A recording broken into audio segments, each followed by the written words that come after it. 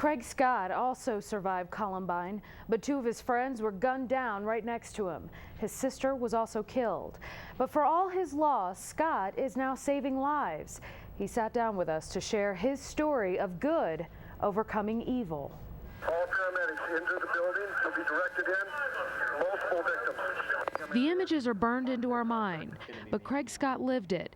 He was in the library of Columbine High School when those killings began. And I got underneath the table with two of my friends, Matt and Isaiah, and the shooters came into the library. It was the first room that they came into, and they immediately were shooting off their guns, mocking some of the students before they shot them. They came over to where I was, and they saw my friend Isaiah, who was one of the few black students in our school, and they made fun of Isaiah for being black. They had a lot of prejudice, and they shot and killed Isaiah, and they shot and killed Matt, and they left me underneath the table. Craig's 17-year-old sister, Rachel Scott, was the first person killed, gunned down outside on the lawn. His emotions still raw. A then 16-year-old Craig appeared with Isaiah's father the very next day on the Today Show. My sister was a real person. She was real to people. Craig's family has been telling this story ever since. But it's no longer about pain and violence.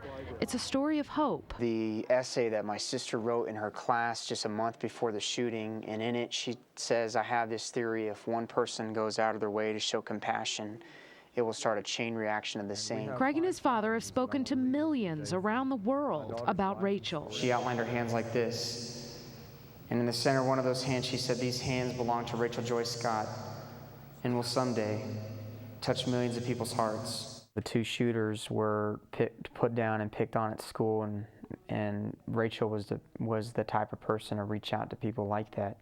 She purposefully, in her journals, talks about reaching the unreached. She wanted to reach out to kids nobody else thought was important. They challenge people to show love and tolerance the way Rachel did. So it's called Rachel's Challenge. We're trying to inspire the students and the people that we speak to get them to think about the kind of life they're living, the legacy they're leaving behind, how they're treating people, all the challenges that we deal with. Each chain link represents an act of kindness that a student did for another student. At their office in Littleton is proof of the impact they've had. When I wanted to kill myself, when I heard Rachel's challenge, it made me want to be a stronger person. Well, this morning I spoke at a school and had 3 teenagers come up to me and said that they had been thinking about suicide, and because of hearing this story, we're not going to take their life. That was this morning.